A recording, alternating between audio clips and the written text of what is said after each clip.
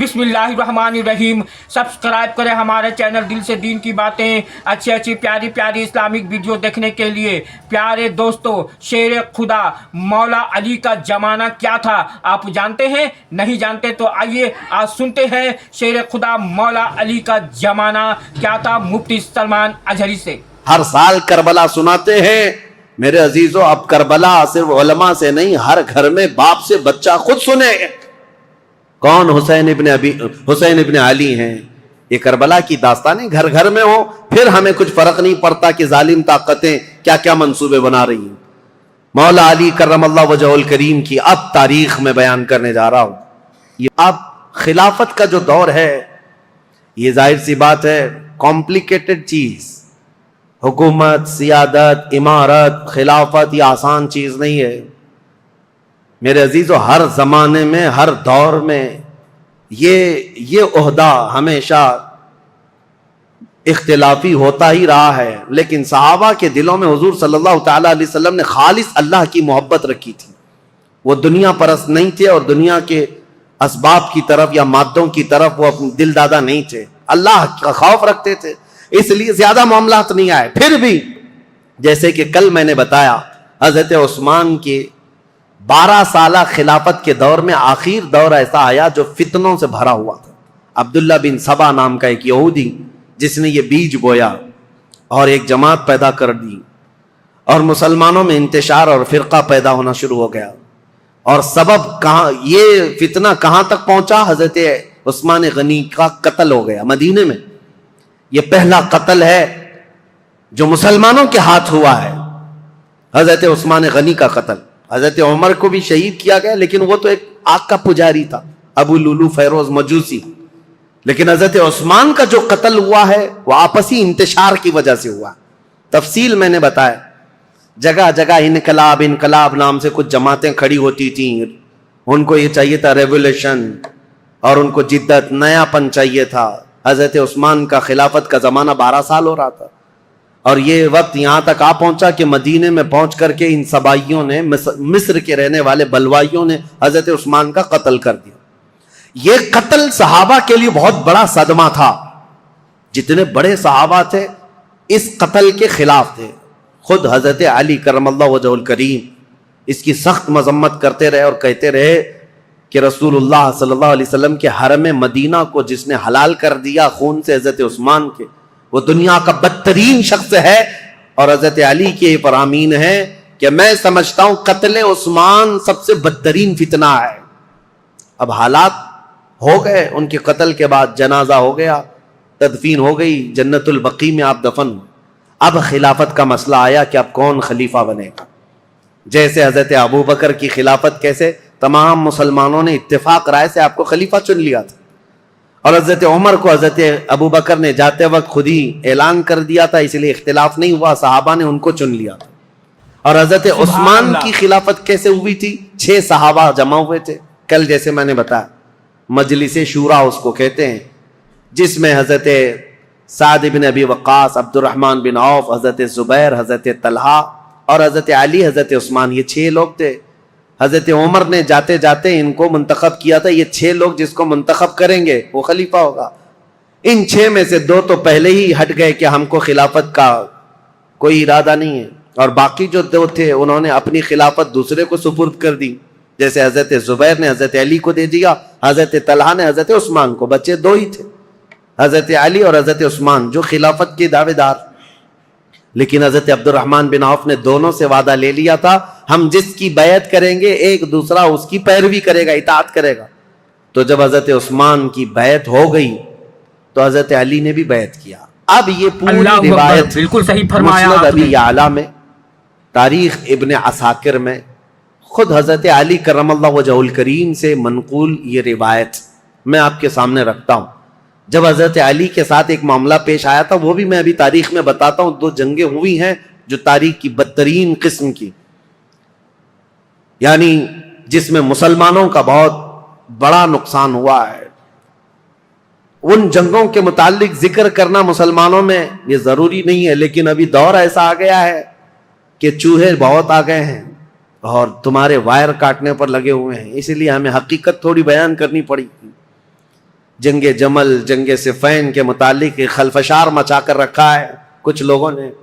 اس لیے حقیقت کیا ہے وہ بتاؤں گا. اس وقت جب بصرہ میں گئے تھے حضرت علی، ایک مشہور تابعی ہیں اور ایک صحابی ہیں حضرت احنف بن قیس، انہوں نے پوچھا تھا حضرت علی سے، اے علی آج آپ اپنے گھوڑے پر سوار ہو کر بصرہ تک آ گئے ہیں، آپ یہ بتائیں رسول پاک صلی اللہ تعالی علیہ وسلم نے کیا آپ کو اس کا حکم دیا تھا، یا آپ یہاں تک کس لیے آئے؟ تب حضرت علی نے تفصیلاً ایک حدیث پر جو حضرت علی سے مروی ہے بیان کیا، کہا لوگوں سنو، میری قرابت رسول اللہ سے کیا ہے وہ بتانے کی چندہ ضرورت نہیں، میری رشتہ داری کیا ہے، لیکن جب رسول کریم صلی اللہ تعالی علیہ وسلم کی وفات ہوئی تو ہمیں ڈر یہ تھا کہ اختلاف پیدا ہو جائے گا مسلمانوں میں، لیکن اللہ کریم ایسا کرم کیا کہ حضرت ابو بکر صدیق کو مہاجرین اور انصار سب نے بالاتفاق خلیفہ مان لیا. حضرت علی کہتے میں بھی اس میں تھا، میں نے بھی حضرت ابو بکر کی خلافت کو تسلیم کیا، اور صرف اتنا نہیں کہ نہ چاہتے ہوئے، بلکہ حضرت علی کہتے وہ اس کے اہل تھے اور اس کے حقدار تھے، ان سے افضل ہم میں کوئی نہیں تھا، میں نے ان کی خلافت کو تسلیم کیا. اور جب انہوں نے جنگوں میں شرکت کا کہا، میں نے جنگوں میں شرکت کی، جتنا انہوں نے مجھے حصہ دیا میں اس میں سے حصہ لیتا رہا. لیکن جب حضرت ابو بکر صدیق کا انتقال ہوا تو حضرت علی کہتے ہیں میرے دل میں یہ خیال تھا، لیکن حضرت ابو بکر نے جانے سے پہلے ایک وصیت کر دی تھی مسلمانوں کو حضرت عمر کے نام پر کہ عمر بن خطاب کو میں صحیح سمجھتا ہوں، تم لوگ اپنا اس کو منتخب کر لو. تو حضرت علی کہتے ہیں حضرت ابو بکر کی ہم حد درجہ تعظیم کرتے تھے، اس لیے ان کے فرمان کے آگے کوئی جا نہیں سکتا تھا. حضرت عمر کو ہم نے خلیفہ بنایا. حضرت علی کہتے ہیں میں نے حضرت عمر کے 10 سالہ زمانے میں جتنی جنگیں انہوں نے مجھے جہاں جہاں بھیجا میں نے شرکت کی، جو مال غنیمت ملتا تھا ان کی طرف سے میں نے سب لیا، اور ہر چیز میں ان کے شانہ بشانہ رہا. پھر جب حضرت عمر کا انتقال ہوا تو وہ کہتے ہیں کہ وہ مجلس شورا بنا کر گئے تھے 6 لوگوں کی، اس میں میں بھی تھا، اور اس میں 6 لوگوں میں جب انتخاب کرنے کی بات آئی تو 2 ہٹ گئے اور 2 نے ہمارے حوالے کر دیا. سبحان اللہ. لاسٹ میں 2 بچ گئے، علی اور عثمان رضی اللہ تعالیٰ عنہما. حضرت علی کہتے ہیں چونکہ عبد الرحمن بن عوف نے مجھ سے یہ وعدہ لیا تھا، وہ 6 میں سے ایک صحابی عبد الرحمن بن عوف بھی ہیں، انہوں نے حضرت علی سے وعدہ لیا تھا اے علی اگر آپ کے علاوہ میں کسی اور کے ہاتھ میں بیعت کروں تو کیا آپ اس کے خلاف جائیں گے؟ حضرت علی کہتے ہیں ہرگز نہیں جاؤں گا، آپ جس کی بیعت کو قبول کریں گے میں بھی اس کی بیعت کو قبول کروں گا. حضرت علی کہتے ہیں جب عبد الرحمن بن عوف نے مجھ سے یہ وعدہ لیا تھا اور وعدے کے بعد انہوں نے حضرت عثمان کے ہاتھ میں بیعت کر لی تو میں اپنے وعدے کے خلاف نہیں جا سکتا، میں نے بھی حضرت عثمان کے ہاتھ میں بیعت کر لی. یہ حضرت علی کی خود بیان کردہ روایت میں آپ کے سامنے رکھ رہا ہوں. اور پھر 12 سال گزر گئے حضرت عثمان کے. حضرت علی کہتے ہیں پھر حالات ایسے سنگین ہو گئے کہ حضرت عثمان کا قتل ہو گیا، جو بالکل صحیح فرمایا آپ نے، وہم و گمان میں نہ تھا کہ قتل تک ہو جائے گا. معاملات بدل رہے تھے، فتنہ پھیل چکا تھا، لیکن اتنے سنگین حالات بن گئے کہ ان کا قتل ہو گیا جس سے ہم ہرگز راضی نہیں. اب اس کے بعد بات آتی ہے خلیفہ چننے کی. حضرت زبیر، حضرت طلحہ، یہ 2 ایسے صحابہ ہیں جو عشرہ مبشرہ میں سے رسول اللہ صلی اللہ علیہ وسلم نے جن کو دنیا میں جنت کی بشارت دی، ان میں 2 یہ ہیں. یہ صحابہ بڑے صحابہ کہلاتے تھے، مدینے میں جتنے تھے سب آئے، سب آ کر حضرت علی کے پاس کہنے لگے آپ اپنی بیعت کا اعلان کر دیں اور آپ خلیفہ ہیں. حضرت علی نے کہا مجھے اس کی خواہش نہیں، میں خلیفہ کی بجائے وزیر بننا پسند کروں گا، تم میں سے جو چاہے خلیفہ بن جاؤ. کیونکہ حالات ایسے تھے اس وقت حضرت علی کو خلیفہ بنایا جا رہا ہے جب انتشار بہت پھیل چکا تھا، امن کا دور نہیں تھا، جگہ جگہ جماعتیں کھڑی ہو گئی تھیں، صبائی فتنہ، کوفہ میں الگ، بصرہ میں الگ، عراق میں الگ اور شام میں الگ اور مدینہ مکہ والے الگ. یہ حالات پر حضرت علی کو خلیفہ بنایا جا رہا ہے. حضرت علی نے منع کیا، اس کے بعد پھر لوگوں نے اصرار کیا آپ سے بہتر ہماری جماعت میں کوئی نہیں. حضرت علی کہتے ہیں جب انہوں نے اصرار کیا تو میں نے اللہ اس کے رسول کے احکام کی شرط پر اور خلفائے ثلاثہ جو گزر چکے ان کی اتباع، ان کی پیروی پر سب کی بیعت لینا شروع کیا. حضرت علی جب بیعت لینے لگے، یہ تقریباً 35 ہجری کا واقعہ ہے. حضور صلی اللہ تعالیٰ علیہ وسلم کی وفات کو 25 سال گزر چکے تھے. یہ 35ویں ہجری میں حضرت علی رضی اللہ تعالیٰ عنہ خلافت پر متمکن ہوئے مدینہ طیبہ میں. اب خلافت کا پہلا دور ہے, یعنی ابھی پہلا دن ہے. آپ بہترین خطیب تھے. حضرت علی کرم اللہ وجہ الکریم خطبہ بہت اعلیٰ دیا کرتے. خطبے کے بعد آپ یہ جو فتنہ پھیلا تھا اس کو ٹھنڈا کرنے کے لیے کوششیں فرما رہے تھے. لیکن اسی اسنا میں ہوا کیا, حضرت علی رضی اللہ تعالیٰ عنہ نے چند دنوں کے بعد بہت سخت قسم کے فیصلے لیے. اس سے معاملات اور سخت ہو گئے. کیا؟ آپ نے ملک شام کے گورنر امیر معاویہ رضی اللہ تعالیٰ, جو 22 سال سے گورنر تھے حضرت عمر کے زمانے سے, حضرت علی یہ کہتے تھے کہ اب ان کو گورنری سے میں معزول کرتا ہوں. حضرت امیر معاویہ کو اور مصر کے گورنر کو اور کئی جگہ کے گورنروں کو ایک ساتھ معزول کرنے کے لیٹر آپ نے جاری کر دی. جبکہ جو اکابر صحابہ تھے اس میں حضرت ابو موسیٰ اشعری, حضرت عمرو بن عاص, کئی صحابہ آ کر آپ کو مشورہ یہ دے رہے تھے کہ اس وقت یہ فیصلہ لینا اچھا نہیں, حالات بہت بگڑے ہوئے. حضرت عثمان کا قتل ہوا ہے, پہلے آپ اپنی بیعت سب سے لے لیجئے, اس کے بعد ان کے معزول کرنے کا حکم جاری کیجئے. حضرت علی نے حالات کی سنگینی کے اعتبار سے یہ خط جاری تو کر دیا, لیٹر بھیج دیا. سبحان اللہ. پھر میں کہتا ہوں ادب کا دائرہ ساتھ رکھنا ہے سنیوں, تولنا نہیں صحابہ کو ادھر ادھر. حالات جو ہوئے جیسے ہوئے, لیکن وہ رسول اللہ کے صحابہ ہیں. ان کے اختلافات یا ان کے مشاجرات کو بیان کرنا ہی حرام ہے, لیکن یہاں تاریخی سچائیاں تمہارے ذہنوں میں رہیں, اس لیے میں یہ عرض کر رہا ہوں تاکہ کوئی دوسرا چوہا آ کر کے تمہیں کبھی اس کے بارے میں کبھی اس کے بارے میں نہ بیان کرتے. جیسے حضرت امیر معاویہ کو ٹرول کرتے کرتے آج اتنی گندی باتیں کہنے لگ گئے لوگ جو حقیقت میں ہے نہیں. ہاں کچھ معاملات تو ہوئے ہیں لیکن ایسے نہیں ہیں. حضرت علی نے ان کی معزولی کا لیٹر جاری کیا, حالات سنگین ہو گئے. ظاہر سی بات ہے 22 سال سے وہ گورنر تھے. اب یہاں حالات یہ ہو گئے کہ حضرت امیر معاویہ نے سب سے پہلے یہ اعلان کیا کہ حضرت علی اب خلیفہ اگر ہو گئے ہیں تو ان کی خلافت کا پہلا کام یہ ہونا چاہیے, جنہوں نے حضرت عثمان ابن عفان کو قتل کیا پہلے ان قاتلوں کو پکڑ کر قصاص لینا چاہیے.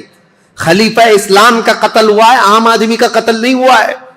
خلیفہ اسلام کو قتل کرنے کا مطلب اسلام کے پلر کو ہلا دینا. حضرت امیر معاویہ شد و مت سے بہت زور شور سے یہ مطالبہ شروع کر دی, اور مطالبے میں بھی اتنا کہ حضرت امیر معاویہ نے مدینے ایک قاصد کو بھیجا اور حالات معلوم کر کے حضرت عثمان کا وہ جبہ منگوایا جس میں ان کی شہادت ہوئی تھی. وہ خون سے تر بتر تھا. حضرت عثمان جس میں شہید ہوئے تھے وہ جبہ موجود تھا, اور ان کی بیوی حضرت نائلہ اس وقت موجود تھی جو حضرت عثمان کے گھر میں ان کی انگلیاں کٹ گئی تھی, بیچ بچاؤ میں یا زخمی ہو گئی تھی. ان کی کٹی ہوئی انگلیاں اور حضرت عثمان کا جبہ حضرت امیر معاویہ نے دمشق ملک شام منگوایا. اب یہ جب چیزیں آئیں تو حضرت امیر معاویہ نے منبر پر رکھ کر کے لوگوں سے کہا خلیفہ اسلام کا بے دردی کے ساتھ قتل ہوا ہے, جبکہ جو وجوہات بتائی جا رہی ہیں وہ بہت چھوٹی ہیں. حضرت عثمان نے غلطی کیا کی تھی, ان کا جرم کیا تھا جس کی وجہ سے یہ قتل ہوئے. اور یہ جبہ جیسی ہی ملک شام میں پہنچا ہنگامہ برپا ہو گیا. تقریباً 60,000 لوگ کھڑے ہو گئے یہ مطالبہ کرنے کے لیے کہ خلیفہ اسلام عثمان بن عفان کے قتل کا قصاص لینا ضروری ہے. جن لوگوں نے قتل کیا ہے خلیفہ اسلام کو, ان کا مطالبہ کرنا اپنی جگہ پر تھا. ظاہر سی بات ہے آج کے دور میں آپ کو بتاؤں, ملک کے پریزیڈنٹ پر کوئی حملہ کر دے یا ملک کے پی ایم پر کوئی حملہ کر دے تو پورے ملک کی عزت کا مسئلہ ہو جاتا ہے. عام چیز نہیں ہے, اس کے لیے سیکورٹی بھی بہت رکھی جاتی ہے. اور اگر ہو گیا تو اس کے بعد حالات کیا ہوتے ہیں, جو نیا بیٹھے گا اس کے لیے سب سے پہلا مطالبہ یہی کیا جائے گا جن لوگوں نے ان کا قتل کیا ہے پہلے ان کو پکڑو. یہ مطالبہ ہوتا ہے. ارے میاں پی ایم اور پریزیڈنٹ تو بہت دور کی بات ہے, ہمارے ہاں کوئی عام آدمی بھی مر جائے تو لوگ مطالبہ کرتے ہیں کہ قاتل کو پکڑو, کلر کون ہے اس کو سزا دو. یہ تو مطالبہ ہوتا ہی ہے, پروٹیسٹ ہوتے ہیں. تو حضرت امیر معاویہ کا مطالبہ بہت تیزی سے بڑھتا چلا گیا. اب دیکھیں میں حالات آپ کو سمجھا رہا ہوں. حضرت علی کے ساتھ کیا معاملات تھے. جیسے ہی مدینے میں آپ نے باغ ڈور سنبھالی, آپ کے لیے حالات یہ تھے کہ صحیح طریقے سے قاتل کون ہے یہ کسی کو معلوم ہی نہیں تھا. آج تک نہیں معلوم. تو کیونکہ اس گھر میں حضرت عثمان ابن عفان کی بیوی حضرت نائلہ اکیلی تھیں. وہ بہت پردہ دار عورت تھیں. انہوں نے بیان کیا حضرت علی کے سامنے کہ محمد بن ابو بکر چھت سے داخل ہوئے تھے, یہ تو میں نے دیکھا ہے. اور انہوں نے حضرت عثمان کی داڑھی بھی پکڑی تھی, لیکن حضرت عثمان نے ایک جملہ کہا تھا کہ تیرے باپ ابو بکر ہوتے تو یہاں تک تیری حرکت نہ ہو سکتی. یہ سن کر محمد بن ابو بکر چلے گئے اور دروازے پر کھڑے ہو کر وہ رو کر توبہ کرنے لگے. لیکن ان کے ساتھ انجان 2 آدمی بھی آئے تھے. میں انہیں نہیں جانتی ہوں نہ پہچانتی ہوں کون لوگ ہیں. اور اس کے بعد حضرت نائلہ جو حضرت عثمان کی بیوی اس وقت جو موجود تھی وہ کہتی ہیں قتل ہونے کے وقت میں وہاں موجود نہیں تھی, قتل ہو گیا. حضرت علی کے سامنے یہ مقدمہ ہے. بڑا سخت ہے, کسی انجان کو قتل تو نہیں کر سکتے پکڑ کر کے پوری جماعت کو. ظاہر سی بات ہے آپ موب لنچنگ بھی ہو جاتی ہے تو اس پورے موب کو جو ہے نا سزا نہیں دیتے حکومت. پرٹیکولر ایک آدمی کون ہے جو مرڈر کیا ہے اس کو پکڑنا ضروری ہوتا ہے. موب کا جو حملہ ہوتا ہے یہ سب لوگ اس میں شریک ہوتے ہیں. سزائیں چھوٹی چھوٹی ہو سکتی ہیں لیکن مرڈر کا جو جرم ہے وہ سب پر نہیں آتا. اس وقت حضرت علی کے ساتھ یہ معاملہ تھا کہ حقیقت میں قاتل کون ہے یہ نہیں معلوم. تو سیدنا علی بن ابی طالب مدینے کے سارے صحابہ سے کہہ رہے تھے کہ میں بھی حضرت عثمان کے قتل کا قصاص لینا چاہتا ہوں, لیکن قاتل پکڑ کر کے تو لائیں. لوگوں نے کہا یہ مصر کے لوگ تھے, بلوائی تھے, ان سب کو پکڑ کے سزا دیجیے. حضرت علی کہتے ہیں وہ ایسی جماعت سے جن پر میرا قابو نہیں ہے, ابھی ابھی خلیفہ بنے ہیں اور مصر میں نیا اسلام ہے. یہ بلوائی یہ جتنے ہیں وہاں پر ایک فتنہ بھی پیدا ہو چکا تھا. تو وہ جدت پسند لوگ تھے, نئے نئے قسم کے اسلام میں آئے ہوئے تھے. حضرت علی ان مصلحتوں کو دیکھ کر خون عثمان کا بدلہ لینے میں آپ نے فرمایا کہ اس کو بعد میں حالات کے ٹھنڈے ہو جانے کے بعد لیا جائے گا. بس بات اتنی تھی. لیکن غلط فہمی بڑھتی گئی اور یہ غلط فہمی کو ڈالنے والا کون تھا. اسی لیے میں نے کل آپ کے سامنے ایک نام بتایا تھا, عبداللہ بن سبا, ایران کا رہنے والا ایک یہودی جو اسلام میں آیا تھا. اس نے اپنا کام شروع کر دیا. مدینے میں جا کر اور دیگر جگہ پر ملک شام میں لوگوں کو بھڑکانا شروع کیا. پہلے تو حضرت علی کی حمایت میں بولتا تھا, اب حضرت علی خلافت پہ آئے تو حضرت عثمان کے قتل کا بدلہ لینے کے لیے ابھارنے لگ گیا. اب ہوا یہ کہ حضرت عائشہ صدیقہ رضی اللہ تعالیٰ عنہ, ان کا بھی کردار ہے تاریخ میں, ام المومنین ہے, زبان نہ کھولنا ان کے لیے بھی گستاخی کے لیے, ایمان برباد ہو جائے گا. ام المومنین رسول اللہ صلی اللہ علیہ وسلم کی محبوبہ ہیں, زوجہ ہیں. یہ حج پر گئی ہوئی تھیں اور حج سے واپس آنے کے وقت حضرت عثمان کا قتل ہو گیا تھا اور یہ خبر حضرت عائشہ کو پہنچ گئی. حضرت عائشہ کا مقام تھا صحابہ میں سب میں بھی, کیونکہ ام المومنین نے سب لوگ احترام کرتے تھے. حضرت عائشہ کے پاس جب یہ خبر پہنچی تو حضرت زبیر اور حضرت طلحہ یہ دونوں حضرت علی کے ہاتھ پر بیعت کر چکے تھے مدینے میں, لیکن حالات جب سنگین ہونے لگے تو یہ مدینہ چھوڑ کر مکہ چلے گئے. کون؟ یہ بڑے 2 صحابہ عشرہ مبشرہ میں. حضرت زبیر حضور صلی اللہ تعالیٰ علیہ وسلم کے یہ بھی بھائی لگتے ہیں, پھوپھی کے بیٹے ہیں, سگی پھوپھی کے بیٹے ہیں حضرت زبیر. جیسے حضرت علی چاچا کے بیٹے ہیں, حضرت زبیر پھوپھی کے بیٹے ہیں. تو حضرت زبیر اور حضرت طلحہ دونوں مکہ چلے گئے اور یہ دونوں جا کر حضرت عائشہ سے ملاقات کیا پردے میں اور ان کو حالات بتائے مدینے میں کیا کیا ہوا, حضرت عثمان کا قتل کیسے ہوا. حضرت عائشہ بہت جلال میں آئیں, کہا ہم جانتے ہیں عثمان بن عفان کے اخلاق اور ان کی کردار کو, سارے صحابہ ان کی پاکیزگی کی گواہی دیتے تھے. حضرت عائشہ کہتی ہیں میں وہ دن بھی جانتی ہوں جب رسول اللہ صلی اللہ تعالیٰ علیہ وسلم حجرے میں بیٹھے ہوتے, کئی لوگ آتے حضور اسی طرح لیٹے رہتے, جب عثمان آتے تو حضور اپنی تہبند سے ہی کر لیتے تھے. حضرت عائشہ کہتی ہیں میں گواہ ہوں اور میں پوچھتی یا رسول اللہ عثمان کے آنے پر اپنی تہبند آپ پیر سے نیچے تک کرتے ہیں اور اٹھ کر بیٹھتے ہیں, کیوں ایسا؟ حضرت عثمان کے متعلق حضور نے فرمایا اے عائشہ کیا میں اس سے حیا نہ کروں جس سے اللہ کے فرشتے حیا کرتے ہیں؟ اللہ کے فرشتے جس سے حیا کرتے ہیں۔ میرے عزیز، حضرت عائشہ نے جب یہ کہا اور وہ جلال میں آئیں، واپس مکہ لوٹ کر آئیں، کہا جب مدینے کے حالات اتنے خراب ہو گئے تو اب کیا کرنا چاہیے؟ مکہ والوں کو جمع کر کے حضرت عائشہ نے ایک خطبہ دیا، اور اس خطبے میں آپ نے یہی فرمایا کہ عثمان بن عفان خلیفہ اسلام تھے، خلیفہ برحق تھے، ان کا قتل پورے اسلام کے لیے کلنک ہے، اس کا بدلہ تو لینا ہوگا، قصاص ضروری ہے، ورنہ اسلام پر یہ دھبا ہمیشہ کے لیے رہ جائے گا۔ حضرت عائشہ کی تقریر پر جوش آیا لوگوں میں، اور پھر اللہ اکبر، مکہ والے بھی جمع فرمایا ہوئے۔ آپ نے۔ مکہ والوں نے سب آ کر کے حضرت عائشہ سے کہا کہ یہ بدلہ لینے کا طریقہ کیا ہے؟ حضرت علی خلیفہ ہو گئے اور انہوں نے سب سے بیعت لی ہے، لیکن طریقہ کیا ہے؟ حضرت عائشہ اب اس بارے میں مشورہ کر رہی تھی، ہاں طریقہ کیا ہے، اس پر بھی تو سوچنا چاہیے کہ خون عثمان کا بدلہ لینا ہے، لیکن وہ قوم مصر کے رہنے والی ہے اور مصر میں ہماری پہنچ نہیں، کیسے؟ تو اس میں جب صحابہ کی میٹنگیں ہونے لگی مکہ میں، تو اب میں آپ کو بتاؤں، یہاں سے ایک نئی جنگ کی ابتدا ہو گئی۔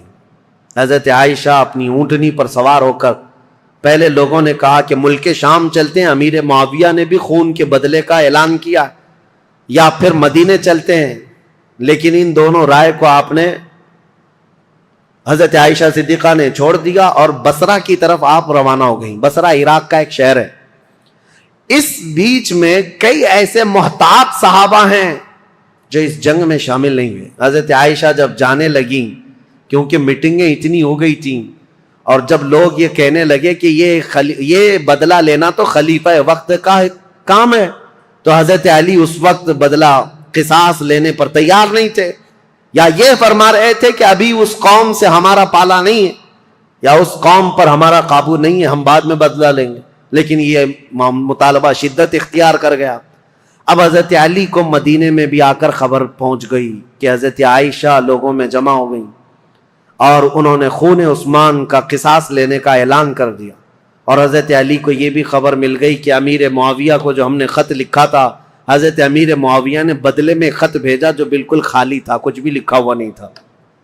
حضرت علی سمجھ گئے معاملات سنگین ہے، یعنی امیر معاویہ نے وہاں سے اعلان یہ کر دیا ہے کہ پہلے خون عثمان کا بدلہ لیا جائے گا، بعد میں حضرت علی کی بیعت اور خلافت کا معاملہ ہوگا۔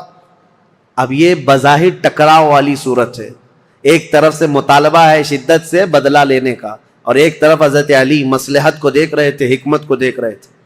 اس وقت حضرت علی کہتے ہیں اس خانہ جنگی کو، جس کو کہتے ہیں گرہ یدھ، اپنے اندر چلنے والی جنگ کو اگر خاتمہ نہ کیا جائے تو اس کا بہت بڑا نقصان اٹھانا پڑے گا اور ہمارا شیرازہ منتشر ہو جائے گا۔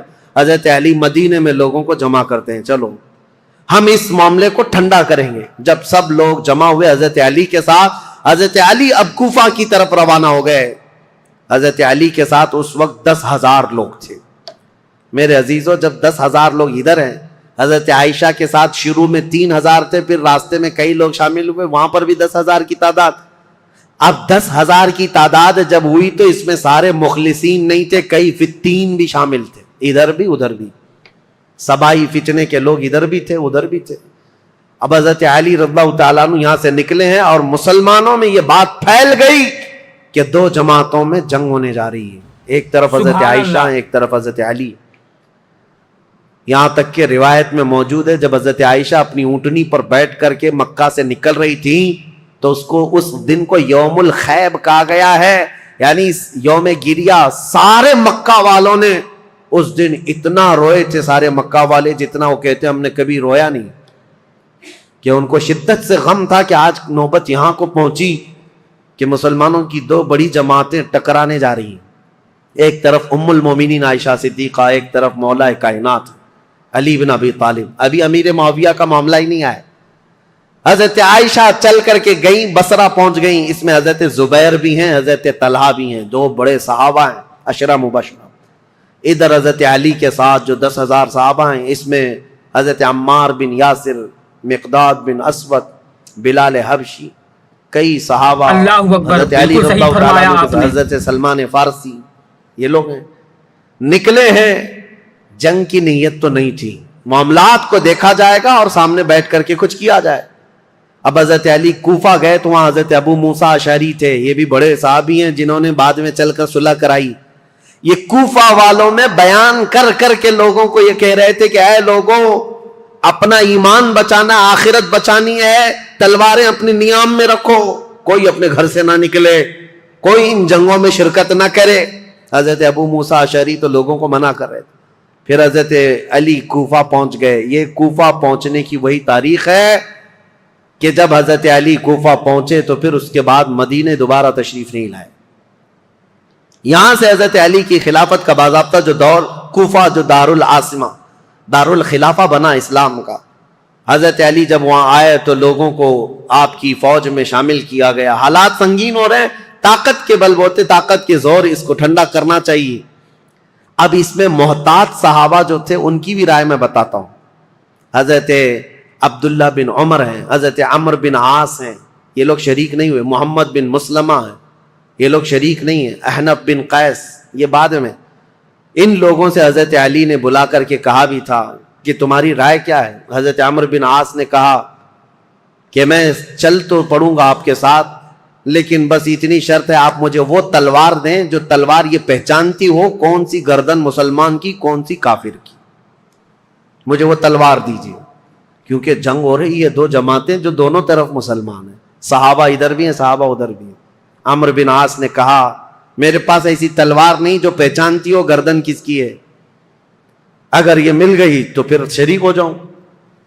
اس کے بعد حضرت محمد بن مسلمہ کو بلا کر پوچھا کہ آپ کیوں نہیں؟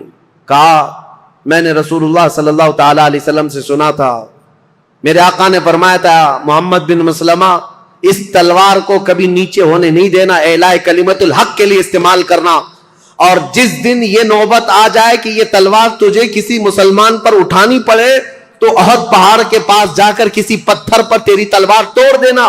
محمد بن مسلمہ کہتے ہیں کل رات جا کر میں نے اپنی تلوار توڑ دی. آج نوبت یہاں پہنچ گئی ہے کہ ہمیں تلوار اٹھانی پڑ رہی ہے، میں تو تلوار توڑ چکا ہوں. حضرت عبداللہ بن عمر انہوں نے بھی یہی کہا کہ میں فرق نہیں کر پاؤں گا کہ کون حق پر ہے کون کس پر ہے، اسی لیے میں اس میں شریک نہیں ہوں. کچھ محتاط صحابہ ان میں نہیں آئے، لیکن حضرت علی جب سفر پر روانہ ہو، یاد رکھو مسلمانوں ایمان کی حفاظت اسی میں ہے، دونوں جگہ کا بیلنس برقرار رکھو، ام المومنین کا بھی مولا کائنات کا بھی، دونوں رسول اللہ کی قرابت دار ہیں، رشتہ دار ہیں. حضرت عائشہ صدیقہ جب آئیں تو اب مشورے ہو رہے تھے، میٹنگیں ہو رہی تھی، ان کے خطبے اتنے پر اثر تھے کہ لوگ جمع ہوئے. جب وہ بصرہ میں گئی تو 12,000 لوگ جمع ہوئے. کہا کہ نہیں حق پر ہیں، خون عثمان کا بدلہ لینا چاہیے. یہ حالات دیکھ کر کے ایک صحابی ایسے ہیں جن کا بہت بڑا رول ہے، حضرت قعقاع، یہ آئے، حضرت زبیر، حضرت طلحہ، حضرت عائشہ ان کے پاس آئے. کہا اچھا یہ میٹنگ بعد میں ہوئی، اس سے پہلے ایک حادثہ ہو گیا تھا. کیا ہے؟ بصرہ میں جیسی حضرت عائشہ پہنچی تو بصرہ کے جو گورنر تھے وہاں پر، تو جو گورنر تھے وہ حضرت علی کی طرف سے تھے، عثمان بن حنیف.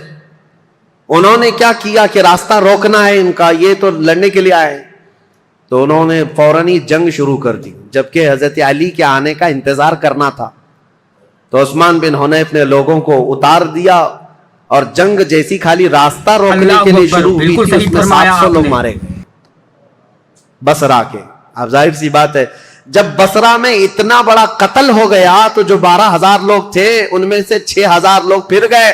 کہا یہ تو اپنے ہی لوگوں کا قتل ہو رہا ہے، یہاں اپنے ہی لوگ مر رہے ہیں. تو 6,000 لوگ جب چھوڑ دیے تو حضرت عائشہ کے پاس رات میں حضرت قعقاع آئے. حضرت عائشہ تھی، حضرت زبیر، حضرت طلحہ، یہ تینوں بڑے لوگ بیٹھے تھے.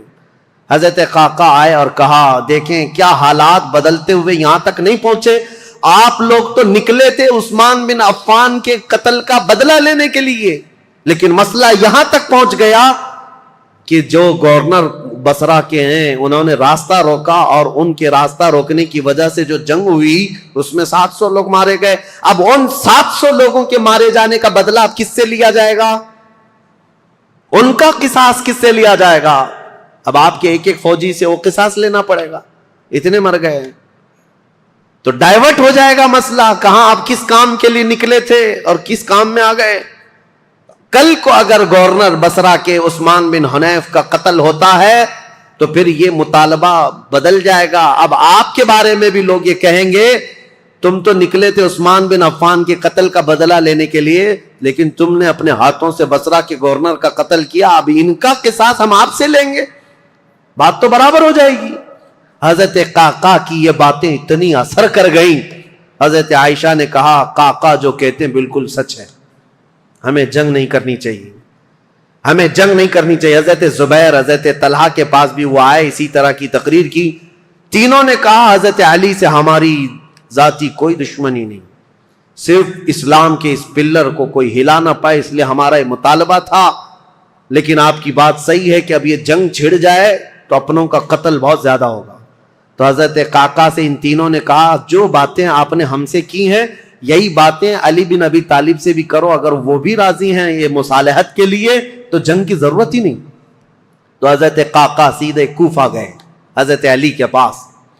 یہی ساری باتیں حضرت علی کے پاس انہوں نے رکھا, کہا ایسے حالات ہیں. حضرت علی نے گرین سگنل دے دیا اور کہا ہم بھی جنگ کے لیے نہیں آئے قعقاع, جو تم باتیں کر رہے ہو ہم بیٹھیں گے, زبیر اور طلحہ میرے بھائی ہیں, ہم مصالحت کے لیے جائیں گے. حضرت علی جب آئے بصرہ تو یہ دونوں جماعتیں, حضرت عائشہ کی جماعت ہے, حضرت علی بن ابی طالب کی. سنو توجہ سے, اب اصل مسئلہ شروع ہوتا ہے. رات کو میٹنگیں ہوئی مصالحت کے لیے, حضرت قعقاع کبھی ادھر گئے کبھی ادھر گئے, دونوں نے رات میں ایگریمنٹ بھی لکھ لیا. حضرت زبیر خود چل کر کے حضرت علی کے پاس آئے. حضرت علی سے گفتگو کرنے سے پہلے ہی حضرت علی نے ان سے پوچھا اے زبیر تمہیں یاد ہے رسول اللہ صلی اللہ علیہ وسلم نے ایک مرتبہ میں بھی تھا اور تم بھی تھے. سنو حضرت علی حدیث سنا رہے, حضرت زبیر کو یاد دلا رہے, کہا میں بھی تھا تم بھی تھے, رسول اللہ نے تم سے یہ نہیں کہا تھا اے زبیر ایک دن تم علی سے لڑو گے اور علی حق پر ہوں گے, ایک دن تم علی سے لڑو گے اور علی حق پر ہوں گے. تو حضرت زبیر نے کہا سچ کہا علی تو نے, میں نے رسول اللہ سے سنا تھا. کہا حضرت زبیر اسی دن وہاں سے کہتے میں لڑنا نہیں چاہتا تم سے, نکل گئے. جیسے ہی حضرت زبیر گئے حضرت طلحہ نے پوچھا ان سے کیا بات ہے. حضرت زبیر نے کہا علی نے مجھے وہ حدیث یاد دلائی جو رسول اللہ نے میری زندگی میں کہا تھا, علی حق پر ہے, علی حق پر ہے. حضرت زبیر چل پڑے تو حضرت طلحہ نے کہا اے زبیر میں بھی اس فعل پر اس کام پر نادم ہوں, شرمندہ ہوں, میں بھی نکل چلتا ہوں. یہ رات کی خبر جو ہو رہی تھی حضرت عائشہ رضی اللہ تعالیٰ عنہ کے پاس پہنچی تھی. اللہ اکبر. حضرت عائشہ کے ساتھ ایک معاملہ ہوا تھا راستے میں, وہ بھی میں تاریخ میں ہے, میں آپ کو بتاتا ہوں. جب حضرت عائشہ کی یہ فوج چل رہی تھی مقام حواب ایک جگہ آئی جہاں کتے بھونکنے لگے. حضرت عائشہ نے فوراً اونٹنی کو کھڑا کر دیا اور پوچھا یہ اس جگہ کا نام کیا ہے. لوگوں نے کہا مقام حواب. تو ڈر گئی, کپ کپی آ گئی جسم میں. کہا ماں عائشہ سے دیکھا کیا ہوا کیا. کہا میں نے رسول اللہ سے ایک حدیث سنی تھی, میرے آقا نے فرمایا اے عائشہ ایک بار تم مسلمانوں کے ساتھ سفر پر ہوگی تو اللہ کی قسم دیتا ہوں اس جماعت میں تم مت جانا جس میں حواب کے کتے بھونکیں گے. حضور سے میں نے یہ سنا تھا حواب کے کتے بھونکیں گے جس جماعت میں, اس جماعت میں جانا مت. حضرت عائشہ نے کہا کہ اگر یہاں حواب کا مقام ہے تو کتے بھونک رہے ہیں اور میں نہیں چاہتی کہ اس جماعت میں ہوں. یہ بصرہ آنے سے پہلے کی بات ہے. لیکن کیا بتائیں جماعت میں فتنہ انگیزی کرنے والے جو سبائی لوگ تھے ان میں 40 لوگ ایسے آئے جنہوں نے اللہ رسول کی قسم اٹھائی, قرآن کی قسم اٹھا کر کہا یہ حواب کا مقام ہے ہی نہیں, حواب ہے نہیں, یہ دوسری جگہ ہے, یہاں کے کتے روز بھونکتے رہتے. حضرت عائشہ کو حلف لے کر کے انہوں نے کہا یہ حواب کا مقام نہیں ہے. تب حضرت عائشہ پھر چل پڑی جبکہ وہ مقام حواب ہی تھا. حضرت عائشہ جب بصرہ پہنچی تو اب حالات جو مصالحت کے ہو رہے تھے, رات کو ایگریمنٹ لکھ دیا گیا, لیکن جیسے ہی یہ سبائی 3 لوگوں کو پتا چلا دونوں جماعتوں میں صلح ہو رہی ہے تو دونوں جماعتوں میں صلح کی بات سن کر یہ سبائی لوگ جتنے جنگ میں شریک تھے سب کے سب بھڑک اٹھے اور کہا ہم یہاں تک صلح کرنے آئے ہیں, ہم تو ایک دوسرے کی گردن مارنے آئے ہیں، اگر یہ بڑے لوگ صلح کر رہے ہیں تو ہم تو نہیں صلح کریں گے۔ یہ فتنہ اٹھایا گیا اور صبح ہوتے ہی حضرت زبیر جا رہے تھے، اپنا سامان لے کر اس میدان سے نکل رہے تھے، ایک سبائی شخص آیا اور حضرت زبیر کو پیچھے سے نیزہ مار کر شہید کر دیا۔ رسول اللہ صلی اللہ علیہ وسلم کے بھائی، پھپھیرے بھائی، عشرہ مبشرہ میں سے حضرت زبیر جیسے ہی شہید ہوئے، حضرت طلحہ دوڑتے ہوئے آئے کہ ظالم جماعت نے حضرت زبیر کو مار دیا ہے، رسول اللہ کے اس صحابی کا قتل ہوا، یہ پہلا قتل ہوا ہے۔ جیسی حضرت طلحہ ان کی لاش کے پاس دوڑتے ہوئے آئے، ان سبائیوں نے حضرت طلحہ کی بھی گردن مار دی۔ 2 عشرہ مبشرہ میں سے صحابہ تھے، قتل ہو گئے۔ اب ہوا یہ کہ جیسے ہی حضرت زبیر اور حضرت طلحہ شہید ہوئے تو یہ جو جماعت آئی تھی، ان سب میں یہ اعلان ہوا کہ حضرت علی کے ساتھ جو جماعت آئی ہے انہوں نے وعدہ خلافی کی ہے، رات کو صلح کیا اور صبح قتل کیا ہے۔ اس اعتبار سے جنگ شروع ہو گئی۔ ادھر سے جو حضرت عائشہ کے ساتھ لوگ آئے تھے وہ جنگ میں کود پڑے اور ادھر سے جو تھے وہ بھی جنگ میں کود پڑے۔ یہ گھمسان کی جنگ چلتی رہی، اتنی سخت جنگ تھی، اتنی سخت جنگ تھی کہ ایک دن کے اندر 12,000 مسلمان قتل ہوئے۔ بہت سخت قسم کی یہ تاریخ ہے۔ یہ مجھے بتانا اس لیے بھی ضروری ہے کہ کوئی اٹھ پٹانگ تمہارے دلوں میں نہ ڈال دے۔ ہوا کیا تھا حقیقت یہ میں بتا رہا ہوں، لیکن حضرت عائشہ رضی اللہ تعالیٰ عنہ اب بات کرنا چاہ رہی ہیں حضرت علی سے، اور حضرت علی عائشہ سے بات کرنا چاہ رہے ہیں۔ بیچ میں راستہ ایسا جنگ کا گھمسان چھڑا ہوا ہے کہ نہ ایک دوسرے سے بات کرنے کا موقع مل رہا ہے۔ یہاں تک کہ حضرت عائشہ کا اونٹ جس پر وہ بیٹھی ہوئی تھی، اس کا نام ہی جنگ جمل ہے۔ جمل عربی میں اونٹ کو کہتے ہیں، نام ہی جنگ کا جمل رکھ دیا گیا کیونکہ اونٹ پر ایک جھوپڑی لگائی جاتی تھی کجاوا، اس میں حضرت عائشہ بیٹھی ہوئی تھی۔ اس اونٹ پر اتنے حملے کر دیے تھے، اتنے حملے کر دیے ادھر کی جماعت والوں نے کہ حضرت عائشہ کی حفاظت کے لیے جو ادھر موجود تھے وہ عزت قبیلے کے لوگ ان میں صرف اونٹ کی حفاظت کے لیے 700 لوگ قتل ہو گئے تھے۔ ایک گرتا تھا، دوسرا پکڑتا تھا، دوسرا گرتا تھا، تیسرا پکڑتا تھا، لیکن ان جان بازوں نے اونٹ کو گرنے نہیں دیا۔ حضرت علی رضی اللہ تعالیٰ عنہ نے پھر حکمت کے ساتھ فرمایا کہ یہ جنگ ختم ہوگی اس وقت جب یہ اونٹ بیٹھے گا، تو اپنی ایک معتمد جماعت کو جو اہل حق تھے ان کو بھیجا کہ جاؤ تم کسی نہ کسی طرح سے اونٹ کو نیچے پیروں کی طرف سے کچھ زخمی کر دو یا کسی طرح اونٹ بیٹھ جائے۔ وہ گئی ایک جماعت حضرت علی کی طرف سے، جنگ کے لیے نہیں، انہوں نے کسی نہ کسی طرح اونٹ کو بٹھا دیا۔ جیسے اونٹ بیٹھ گیا ام المومنین نیچے آئیں۔ اگر حضرت عائشہ صدیقہ کے ساتھ کچھ بھی ہو جاتا امت میں بہت بڑا فتنہ ہوتا۔ رسول اللہ کی زوجہ کے ساتھ اگر کسی نے ہاتھ بھی لگایا ہوتا اس وقت بڑا مسئلہ ہوتا۔ حضرت علی کے لیے کتنا بڑا چیلنج تھا یہ، ان کی خلافت کے دور کا سب سے بڑا چیلنج ہے۔ ایک طرف ام المومنین کی عزت کو بچانا ہے کیونکہ پورے مومنین کا وقار ہے، رسول اللہ کا گھر ہے، تو حضرت علی نے گرنے نہیں دیا۔ اور اس کے بعد حضرت علی رضی اللہ تعالیٰ عنہ نے پیغام بھیجا حضرت عائشہ کو کسی نہ کسی طرح سے اس کجاوے سے نکال کر لایا۔ جیسے ہی نکال کر کے لایا گیا ام المومنین رو رہی تھی۔ حضرت علی کرم اللہ وجہہ الکریم وہاں گئے تو ان کی آنکھوں میں بے اختیار آنسو تھے، پھوٹ کر رو رہے تھے کیونکہ جانتے تھے ایک ہی گھر کے ہیں۔ حضرت علی رضی اللہ تعالیٰ عنہ سے سب سے پہلے حضرت عائشہ کھڑی ہوئی، کہا اے علی بن ابی طالب، صرف ایک غلط فہمی کی وجہ سے یہاں تک معاملہ پہنچ گیا۔ حضرت علی نے کہا ماں عائشہ صدیقہ آپ سچ کہتی ہیں کہ ایک غلط فہمی نے یہاں تک پہنچا دیا۔ دونوں کے وہی جملے تھے، حضرت عائشہ کہتی ہے میں ہرگز نہیں چاہتی تھی کہ خون مسلم بہہ جائے، کسی مسلمان کا قتل ہو جائے، لیکن اتنا بڑا معاملہ پیش آیا۔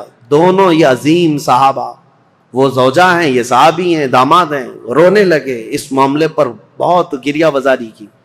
اس کے بعد مولا کائنات علی بن ابی طالب بیٹھے ہوئے تھے، ایک شخص آیا حضرت زبیر کے قتل کا پیغام لے کر آیا، کہا حضرت زبیر کو نیزہ مار کر شہید کیا گیا ہے۔ حضرت علی نے کہا سنو رسول اللہ صلی اللہ علیہ وسلم کی حدیث میں اس کو سنا دوں جس نے حضرت زبیر کو قتل کیا۔ میں گواہ ہوں رسول اللہ نے اپنی زندگی میں فرمایا تھا اے علی دیکھنا ایک دن آئے گا میرے اس زبیر کو کچھ لوگ بے گناہ قتل کر دیں گے، اور علی تو اسے بشارت دے دینا کہ وہ شخص اپنی تلوار سمیت ہمیشہ کے لیے دوزخ میں جائے گا۔ حضرت علی نے کہا بشارت ہو تجھ کو ابن صفیہ کا قتل کرنے والے، کیونکہ حضرت زبیر کی ماں کا نام صفیہ تھا جو رسول اللہ کی پھوپھی ہیں، ان کے قتل کرنے والے کو حضرت علی نے جہنم کی بشارت دی۔ اور ادھر حضرت علی کی رضی اللہ تعالیٰ عنہ کی جماعت میں جو صحابہ تھے ان میں بھی بہت سارے قتل ہوئے، لیکن میرے عزیزو یہ غلط فہمی شیطان کی طرف سے ڈالی ہوئی سبائی فتنہ کتنا ڈینجر ہے آپ کو میں بتاؤں۔ اسی لیے کفار و مشرکین سے لڑنا آسان ہے، لیکن جماعت میں موجود غداروں سے اور منافقین سے لڑنا بہت بڑا چیلنج ہے، بہت بڑا چیلنج ہے۔ اسی لیے ہمیشہ سترک رہو، ہمیشہ محتاط رہو کہ تم اس دین پر قائم رہو جس پر اللہ اور اللہ کے رسول نے اپنے صحابہ کو چھوڑا ہے۔ اس کے علاوہ کوئی دوسرا راستہ امن والا ہے نہیں۔ یہ جنگ جمل ہے، اس کے بعد دونوں کے درمیان مصالحت ہو گئی، اور پھر حضرت علی رضی اللہ تعالیٰ عنہ کوفہ واپس چلے گئے، حضرت عائشہ صدیقہ رضی اللہ تعالیٰ عنہ واپس مکہ مکرمہ آئیں۔ یہاں تک کہ میں آپ کو بتاؤں حضرت عائشہ جب نکلی تھی تو حضور کی ساری بیویاں، حضور کی ساری ازواج حضرت عائشہ کے ساتھ جا رہی تھی، لیکن جب حضرت عائشہ بصرہ جانے لگی تو حضور کی ساری ازواج وہاں سے نکل پڑی، کوئی ساتھ نہ آئی۔ اب اس معاملے کو میں آپ کے سامنے رکھتا ہوں میرے عزیزو، اے سنیو۔ پہلی بات تو یہ ہے ہم میں سے کوئی اس لائق نہیں کہ ان دو جماعتوں میں کسی ایک کو کے لیے فیصلہ کر سکے۔ کیا آپ میں سے کسی کی اہلیت ہے؟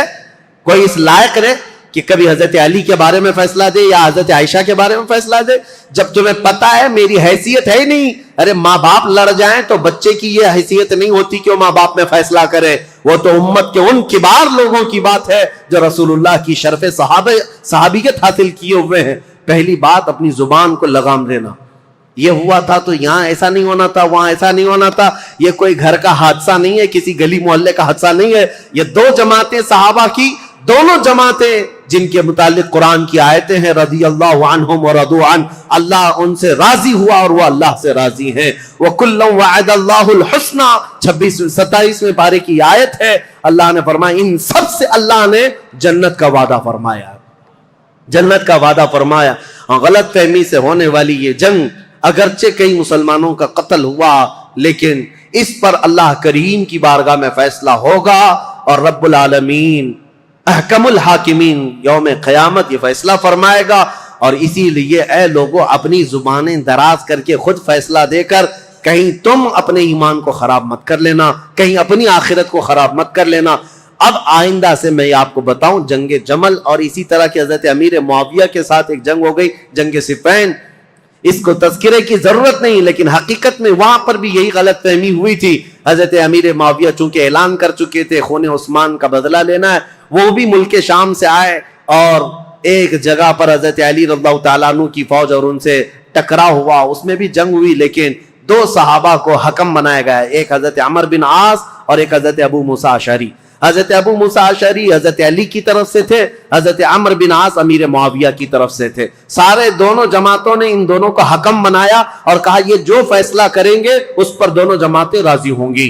حضرت عمر بن عاص اور حضرت ابو موسیٰ اشعری نے دونوں نے آپس میں بات چیت کر کے ایک صلح نامہ بنایا، ایگریمنٹ بنایا، کیا کیا ہوگا آگے، کس کس طرح سے معاملات طے کیے جائیں گے۔ اس پر دونوں جانبین کی دستخط ہوئی۔ حضرت امیر معاویہ بھی ملک شام چلے گئے، حضرت علی بھی کوفہ آ گئے۔ جنگ نہیں ہوئی، یہ جنگ صفین، اس میں صلح ہوئی ہے، لیکن سبائی فتنہ یہاں پر بھی کام کر گیا۔ انہوں نے ایک نئی جماعت کھڑی کر دی، خارجیوں کی جماعت۔ انہوں نے یہ کہا علی نے بھی کفر کیا ہے، امیر معاویہ نے بھی کفر کیا ہے۔ دونوں کے بارے میں کہا، کیوں؟ کہا دونوں نے حکم بنایا، اپنا فیصل بنایا، اور حکم صرف اللہ ہے، حکم صرف اللہ ہے۔ لا حکم الا للہ آیت پڑھتے تھے اور کہتے تھے قرآن میں تو ہے اللہ ہی حکم ہے، اللہ کے علاوہ کوئی حکم نہیں۔ حضرت علی نے اس کے متعلق یہ فرمایا تھا کلمۃ حق ارید بها الباطل، کلمہ تو حق ہے جو کہہ رہے ہیں، لیکن اس سے معنی باطل مراد لے رہے ہیں۔ جیسے آج بھی بہت ساری جماعتیں ہیں آیتوں کو کس پر فٹ کر دیتے ہیں، مشرکین پر اتری ہوئی، مشرکین کے لیے اتری ہوئی آیتیں وہ مومنین پر فٹ کر دیتے ہیں۔ خارجی ایک جماعت تیار ہوئی، جو حضرت امیر معاویہ کی بھی دشمن، حضرت علی کی بھی دشمن، ان لوگوں نے یہ فتنہ اٹھایا کہ یہ دونوں جماعتیں کافر ہو گئی، ہم اپنی جماعت لے کر الگ ہوتے ہیں۔ اور یہ جماعت ایک پھر نہیں بنی، شیعہ حضرات کے بعد ایک خارجی جماعت، اور یہ جب کافر خود ہو گئے، ظاہر سی بات ہے رسول اللہ کے 2 صحابہ کو کافر کہنا خود کافر ہونا ہے۔ اللہ یہ جماعت اکبر، نکلی، بالکل صحیح حضرت فرمایا علی آپ نے ان سے بھی مقابلہ کیا مقام نہروان میں، اور جتنے خارجی تھے یہ اتنے سخت ہو گئے تھے کہ جو بھی مسلمان گزرتا تھا اس کا پورا مال لوٹتے تھے اور اس کو جلا دیتے تھے۔ حضرت علی کی دشمنی میں مسلمانوں کے دشمن ہو گئے، تو پھر حضرت علی نے ان کے ساتھ مقابلہ کیا اور وہ جتنے خارجی ہوئے تھے ان کو قتل کیا۔ چند خارجی بچ کر کے وہاں سے نکل کر بھاگے اور انہوں نے اپنی الگ الگ جماعتیں بنائی۔ اب شدت بدلہ لینے کی شدت انتقام اتنا گھر کر گیا خارجیوں میں کہ 3 خارجی لوگ ایسے ہوئے، میٹنگ کیا اور انہوں نے کہا دیکھو یہ روز روز کی جنگوں سے پریشان ہیں، یہ 3 بڑے لوگ جو ہیں علی بن ابی طالب، عمرو بن عاص، امیر معاویہ، ان تینوں کو قتل کر دیتے معاملہ ہی ختم ہو جائے گا۔ نعوذ باللہ، یہ 3 کاموں کے لیے عبد الرحمن بن ملجم، عمرو بن بکیر اور ایک شخص اور تھا برکہ بن عماد یا کچھ اس کا نام برکہ تھا، یہ 3 خارجی لوگ تھے، میٹنگ کیا، کہا ہم تینوں ایک ہی دن کا انتخاب کرتے ہیں، ایک ہی دن تینوں کو ماریں گے، 3 بڑے صحابہ کو، حضرت علی کو، حضرت عمرو بن عاص کو، حضرت امیر معاویہ کو۔ ان تینوں نے، حتیٰ کہ یہ جو عبد الرحمن بن ملجم ہے اس نے شادی کی، یہ عاشق تھا ایک عورت کا، اور اس نے شادی میں اپنی عورت کے مہر میں یہ رکھا تھا کہ 12,000 دینار مہر میں دوں گا اور علی بن ابی طالب کی گردن مہر میں دوں گا، قتل مہر میں رکھا تھا۔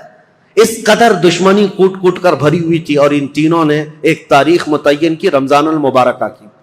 17 رمضان کو تینوں اپنے اپنے علاقوں میں گئے، حضرت علی کوفہ میں تھے، حضرت عمرو بن عاص یہ مدینے میں یا دوسرے علاقے میں تھے، حضرت امیر معاویہ ملک شام میں تھے، تینوں پھیل گئے اپنے اپنے ان منصوبوں کو لے کر۔